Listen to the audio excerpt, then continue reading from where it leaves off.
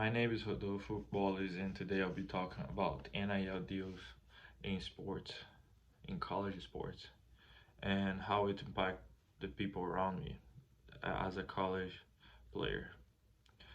The acronym NIL stands for name, image, and likeness, and it's the first time the NCAA is allowing athletes to sign deals to make money out like their own name and their own image. College athletes gonna use the good popularity on like Instagram, Twitter, things like that to to get deals with brands like Nike and be supported by those brands like pro athletes do. And those athletes will like use commercials, post brands on on the Instagram, on Twitter to to devote the sponsorships that they have. Mm. Athletes use NIL deals to like to establish themselves financially and in the media also. An example of that is Rakan Smith that say an interview to Daniel Miller on Fox Sport about how he uses social media to establish himself before the NIL.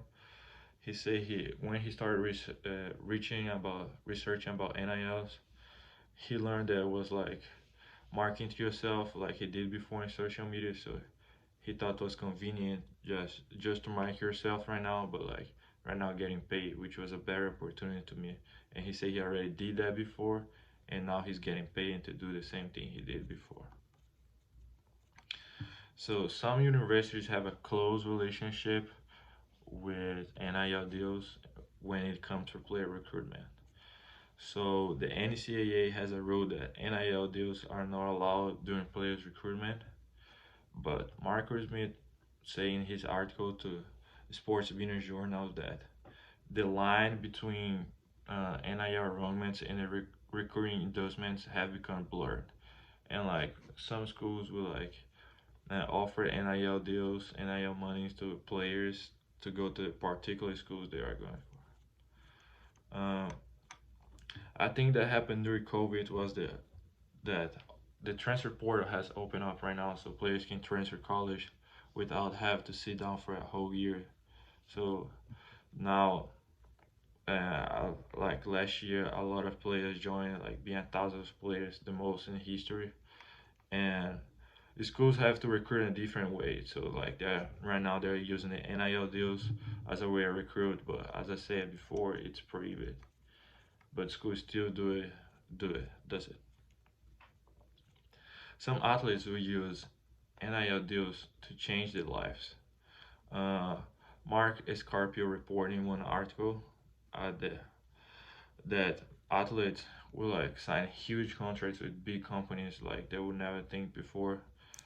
Uh, and an example of that is the athlete Brian Hobson that plays for Texas football at Texas, and he signed a huge contract with Lamborghini.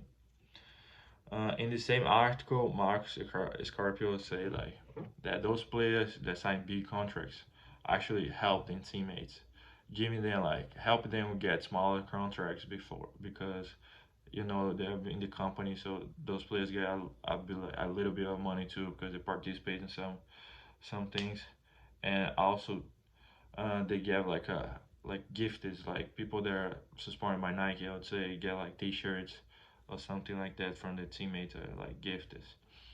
And also what happens like schools will use like the big players to get deals for the whole team. An example of that's like the Texas Tech football team that they got deals for the whole team together.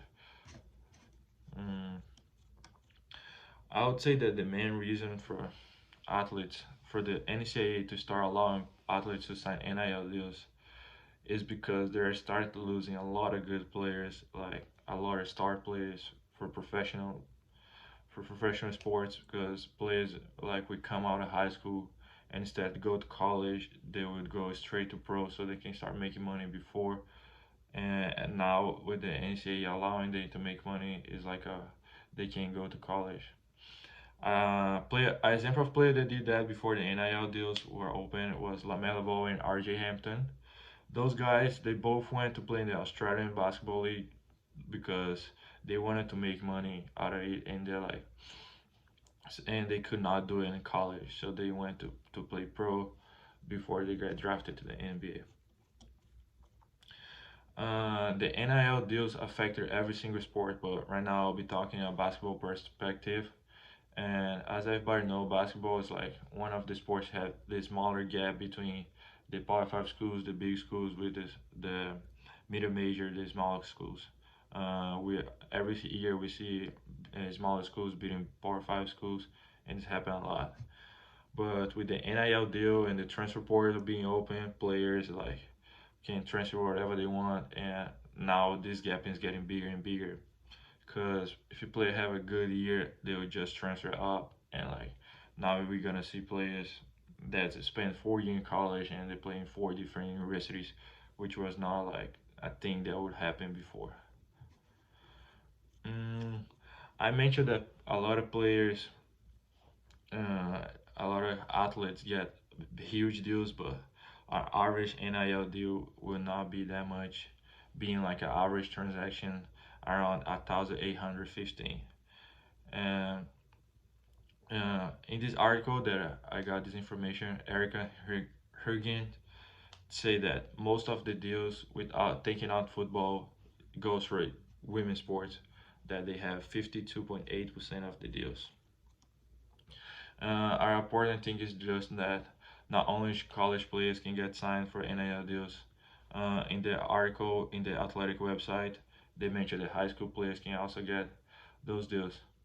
And an example of that is that DJ Wagner and Bronny James, who are still in high school, signed those contracts with Nike. Overall, the NIL deals are really very helpful for athletes, but it can create a big gap, and schools with more money will land the better players right now.